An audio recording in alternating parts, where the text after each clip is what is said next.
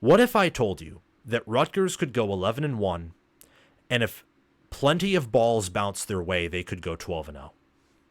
Well, I don't think that's an insane opinion anymore. I said in the preseason when I predicted Rutgers to go 10-2 that I could see 11-1. But now with Nebraska losing a game, with Wisconsin looking anything but a top 25 team, USC to me looks about the same, just slightly better than I expected them to be in the preseason. And this college football year also looks to be weaker than I expected it to be. And Maryland is beatable. Michigan State is beatable. Rutgers is one of the easiest schedules in all of college football. And they just beat Virginia Tech, who put on a valiant effort in Blacksburg. And Rutgers still came out on top. Rutgers was ahead in that game controlling Virginia Tech, leading the way. They never trailed the Hokies, who played a much better game against Rutgers than they did against Vanderbilt. And Vanderbilt is much better than they were last year. The Scarlet Knights outgained Virginia Tech 422 to 320 in total yardage. Rutgers only had 1 turnover to Virginia Tech's 3. Rutgers had 25 first downs to Virginia Tech's 14. And Rutgers had 39 minutes and 23 seconds of possession. Talk about controlling a game. Virginia Tech scored 16 points in the fourth quarter, got 2 2-point conversions, 2 touchdowns, and at one point tied it up 23-23. But then Rutgers marched down, kick a field goal, got a stop on Virginia Tech, and won 26-23. And Rutgers plays Washington up next at home Friday night. The stadium is going to be excited for that, and the fan base. Rutgers had one of their first ever sellouts in the Big Ten against Nebraska on a night game in 2022. Well, now, coming off of a bowl appearance, being 3-0, beating a Power 4 team on the road, you know there's excitement brewing in Piscataway. And that fan base, who I've interacted with before, they know me because I've been high on them and I've supported them in the preseason. Now I'm here to tell you that, I mean, you check out their schedule, and they have the 43rd remaining strength of schedule. They're running for 255.7 yards per game, which is top 10. Their toughest game by a mile is at USC, who, along with Illinois, are the only remaining opponents on Rutgers' schedule who are ranked. Illinois is at home. They're not power rated top 25. USC is the only team remaining on their schedule outside of Washington and S&P Plus, who is power rated top 25. And for Washington, it's, fairly back and forth. The fact that they went 14-1 last year and 11-2 the prior year helps, because most power rankings factor in priors, as priors are pretty, reliable. Since coaches are often at their schools, it doesn't always seem like they are, but many of them are at their schools for quite some time and build up a pretty consistent reputation, so you want to factor that in. With Greg Schiano, Rutgers has been building and building and building each and every year. This year with the schedule, they don't play Michigan, Ohio State, Penn State, Oregon, don't even play Iowa, and those right now I'd say are the, along with USC, top 6 teams in the Big Ten. That is the upper third in the Big Ten. SC and Oregon, plus the only teams in the Big Ten last year who finished ranked: Michigan, Ohio State, Penn State, and Iowa. Rutgers only plays one, USC on the road, and USC is the weakest out of all of those teams in trench play, which is Rutgers' strength. They have a near elite to elite offensive line, a tank of a running back in Kyle Monungai, who is epic, and a defense that got back Tyreen Powell, I believe, against Virginia Tech after he suffered an Achilles injury last season. And they're getting stronger and stronger on defense and have a really good defense under DC Joe Harasimiak. And their offensive coordinator, former Minnesota OC Kirk Shiraka, has done a pretty good job with Ethan Kaliakmanis, who averaged more than 10 yards per pass attempt against Virginia Tech, has a top 50 QBR, a 162.6 passer rating. In all of his games, he's had above a 150 passer rating, 6 touchdowns, 1 interception. Right now, he is playing better at Rutgers than he did at Minnesota. And good for him. Got to be happy for him, whether you're a Gopher, a Scarlet Knight, or a fan of any of the 18 Big Ten teams, or a fan of anyone in college football. Got to be a fan of Ethan Kaliakmanis and the fact through 3 games, including on the road against a Virginia Tech team who sacked him 3 times and has a pretty good defensive line. That's impressive. You got to be impressed there. But again, think about it. They could go 11-1, 12-0. Let me read you the rest of their schedule. Hosting Washington in week 5.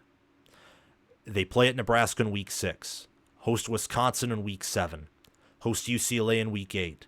Play at USC week 9, I believe. They get a bye. Then host Minnesota in week 11. Play at Maryland week 12. Host Illinois week 13. And play at Michigan State week 14. That is a easy schedule. Easy schedule, if I've ever heard of one. Again, like I said, Illinois and USC are the only teams ranked in the polls right now that Rutgers plays. 2 of them. They get 1 at home, and they match up ridiculously well with the other on the road because they have an undisputed trench advantage. And having a trench advantage is the key to winning games, not just nationally, but especially in the Big Ten, where Iowa, Illinois, and Michigan beat Minnesota, Nebraska, and USC by only averaging 100 passing yards per game, but averaging about 250 rushing yards per game. And those teams who ran outside of Illinois far better than they passed coincidentally went 3-0 against their opponents who had more talented quarterbacks, who had better skill position players, and just straight up beat them. 2 of them won against those type of teams on the road nonetheless. So trench play matters a lot. More than quarterback play, more than wide receiver play. And Rutgers has trench play.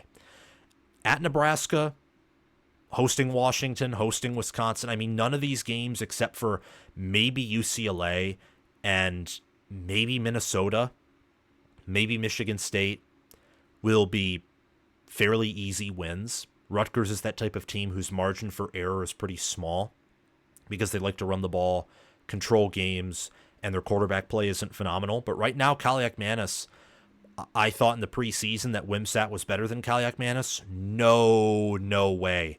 No way. Kaliakmanis is doing something that no quarterback under Schiano has done in his second tenure.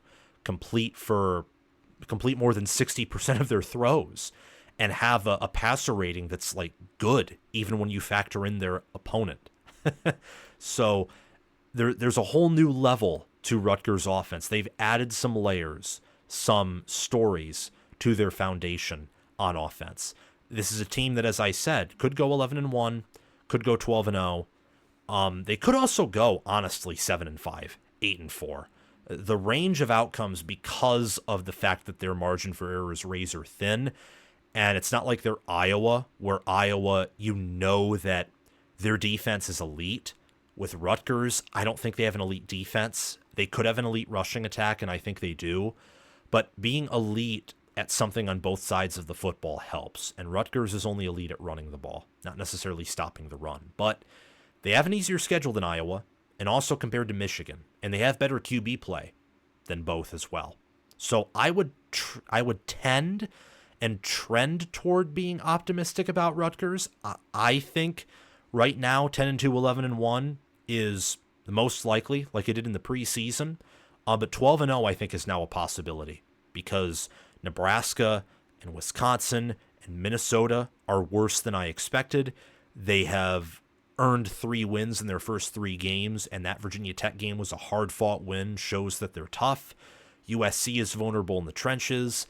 Illinois, I do not think, is a top 20 team, maybe not even top 25. They're good, but they're not close to great, and top 25 is close to great. But we'll see. Maybe I'm wrong. I think they're good, and factoring in their age and the talent they have, it's an impressive job that Brett Bielema has done. But what do you think? Tell me in the comments below if you believe that Rutgers can go 11-1, 12-0. Because if they do, they could appear in Indy, or certainly they'll go to the college football playoff. Thank you to my Patreon members for sponsoring this video and channel. I want to give a shout out to Crash2488 and Brasco Rascal for being Heisman Patreon members at $25 a month. If you sign up as a Heisman for 6 months at $25 a month, you will get signed free College Football with Sam merchandise of your choice delivered to you, plus access to my weekly college football picks, straight up and also against the spread. You get access to the picks, just not the signed merchandise if you're an All-American member at $10 a month. Thanks to Chris Slayton, Connor Little, OH, Ismar, Tyler Nye, and Chilton Cush for being All-American members. And if you just want your name featured at the end of every video with a shout-out, sign up as an all-conference member for $5 a month. Thank you, John Lynn, Roaming Gnome, Matthew Steele, Austin Christmas, and Janaisha Cockrell for being all-conference members. The links to my merchandise store and my Patreon page, both ways to support the channel, are in the description and also down below in the pinned comment. And I also encourage you to join my Discord via the link in the description and also in the pinned comment. Have a great day, guys, and I will see you all soon. Bye-bye.